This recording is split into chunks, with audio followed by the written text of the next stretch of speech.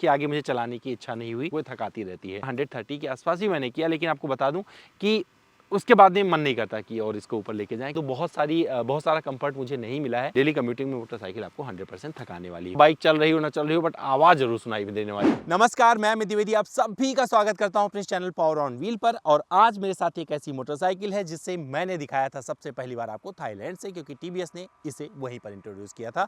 और इसकी कीमत लगभग 2.5 लाख रुपए से थोड़ा ऊपर जाती है, यानी कि 2,63,000 रुपए के आसपास एक्स शोरूम इसकी कीमत है। और ये परफॉर्मेंस से भरी हुई है। 35.7 पीएस का पावर आउटपुट निकलता है। 28.6 एनएम के आसपास में ये टॉर्क जनरेट करती है।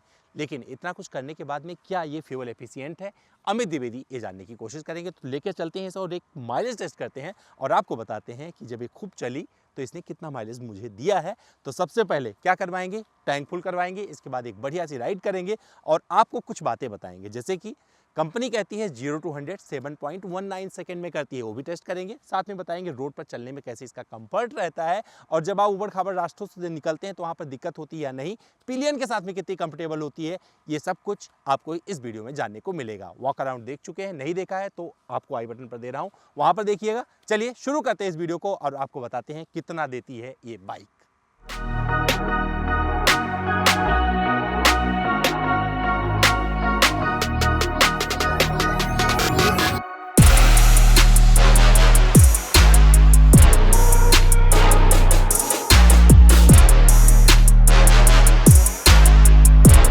तो जो मैंने एक्सपीरियंस किया है इस मोटरसाइकिल के साथ में अब आपसे साझा कर लेते हैं, क्योंकि लगभग 50 किलोमीटर मैं चला चुका हूँ माइलेज टेस्ट के दौरान। और यहाँ पर कुछ चीज़ें और आई, इसके आगे मुझे चलाने की इच्छा नहीं हुई। तो इससे भी आप एक स्टेटमेंट समझिएगा क्या बोल रहा हूँ मैं। बेसिकली क्या है, 312 सीसी के आसपास का जो ये इंजन है, काफ़ी मतलब अच्छा है, बहुत ही उग्र है। इसमें उग्रता आपको केटीएम वाली मिलने वाली, जो केटीएम की मोटरसाइकिलों में आपको मिलती है। आवाज़ की आपको अच्छी मिलने वाली है, राइडिंग मोड्स मिल जाते हैं कई सारे। लेकिन जब आप इसे चलाना शुरू करेंगे, खास करके सिटी कंडीशन में, तो वहाँ पर आपको नहीं लगेगा कि ये सिटी कम्यूटिंग के लिए बनाई गई मोटरसाइकिल है। बेसिकली ये परफॉर्मेंस बाइक है।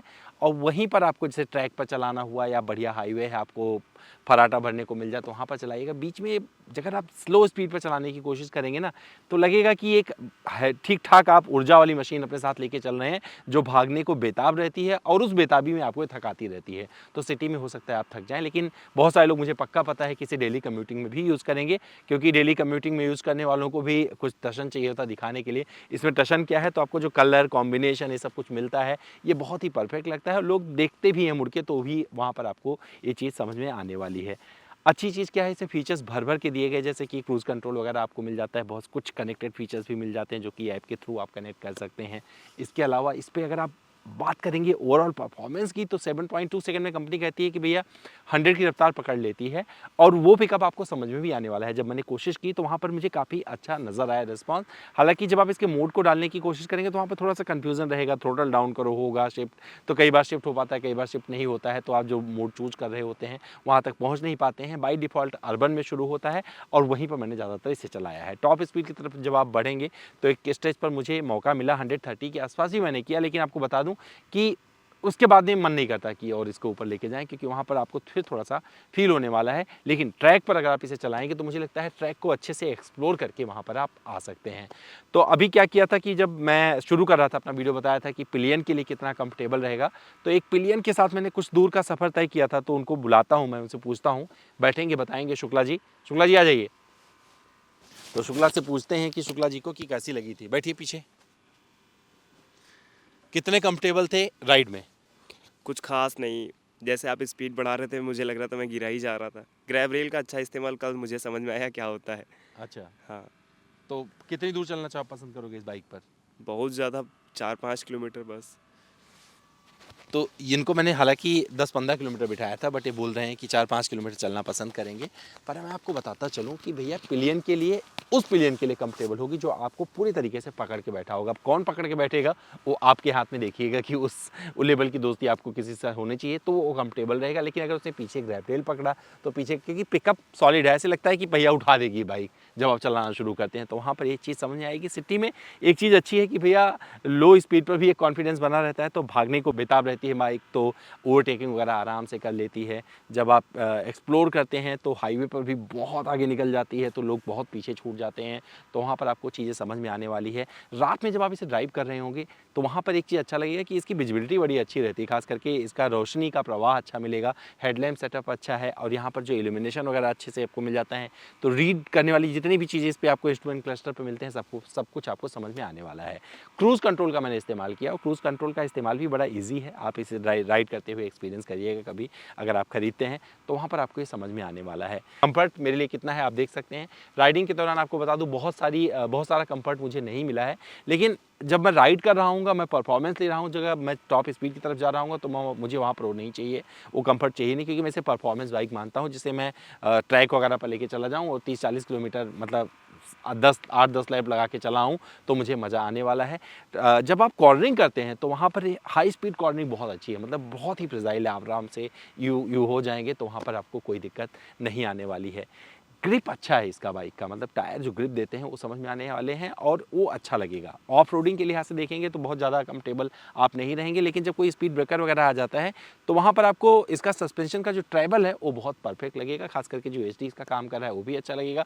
पीछे भी आपको हालांकि कुछ एडजस्टेबल सेटिंग इसमें मिल जाती है, जो अपने हिसाब से आप इस मोनोशॉक को एडजस्ट कर सकते हैं, लेकिन मैंने नहीं किया है, मैंने सिर्फ नॉर्मल चलाया है। ये सब लीवर वगैरह भी यहाँ पर ईजिली आप एडजस्ट कर सकते हैं तो वो भी समझ में आने वाला है और बहुत अच्छी लगेगी चीज़ें। इसमें जो फीचर्स दिए गए हैं, क्योंकि आप यहाँ पर डॉक्यूमेंट वगैरह इसी में सेव कर सकते हैं, तो ये सारी चीज़ें मिलाकर ओवरऑल एक पैकेज है।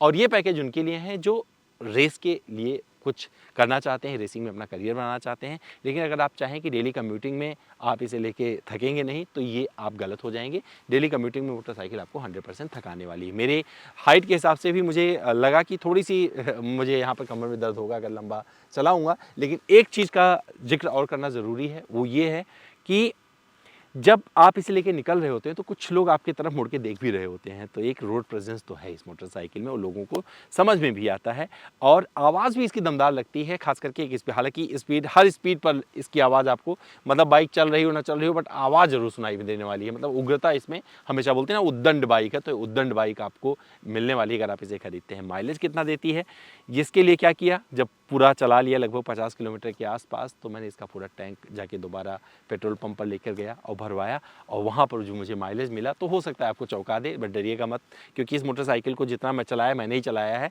ज़्यादा मुझे लगता है थोड़ी मोटी सेटिंग भी इसमें बाकी है जो भी सही से नहीं हुई है, क्योंकि शिफ्टिंग वगैरह में थोड़ा सा मुझे इशू लग रहा था, लेकिन जब मैं थाईलैंड में चला रहा था तो मुझे वहाँ पर कोई प्रॉब्लम नहीं हुई थी। इसलिए मुझे लगता है कि ये थोड़ा सा सेटिंग वगैरह का कुछ इशू है, फटाक से मेरे पास बाइक आई है इस वजह से थोड़ा इसमें प्रॉब्लम है। लेकिन आपको बता दूं जो मुझे माइलेज इसने दिया है, तो सिटी कंडीशन में कितना चलाया, मतलब सिटी कंडीशन मान के चलिए कि ज़्यादा चलाया है, 35-33 किलोमीटर के आसपास सिटी में चलाया, 15-20 किलोमीटर के आसपास का हाईवे में शामिल हुआ, और वहाँ पर इस मोटरसाइकिल ने जो मुझे माइलेज दिया है, तो पूरा टैंक भरवाया था शुरू में और बाद में भरवाया 2 लीटर समथिंग का पेट्रोल इसमें आया, तो टोटल ओवरऑल जो मुझे माइलेज मिला आप स्क्रीन पर देखिए 24 किलोमीटर प्रति लीटर का माइलेज मुझे इस मोटरसाइकिल ने निकाल कर दिया है।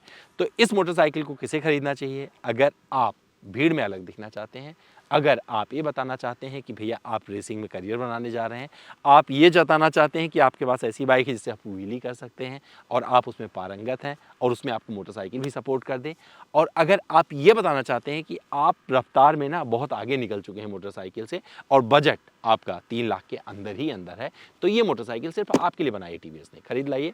आप मेरी बात से एग्री करेंगे। अगर आप ऑलरेडी चला रहे हैं इस मोटरसाइकिल को तो कमेंट करके बताइए कि जो मैंने बताया कितना सही था, कितना सही नहीं लगा आपको, क्योंकि मुझे लगता है कि आपका फीडबैक भी मेरे लिए मायने रखता है।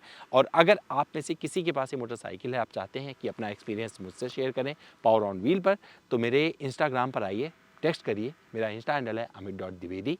मैं आपसे ज़रूर कनेक्ट करूंगा और आपका एक वीडियो अपने चैनल पर लेकर आऊँगा। तो चलिए यहीं पर मुझे विदा दीजिए, कल फिर मिलता हूँ किसी और वीडियो में।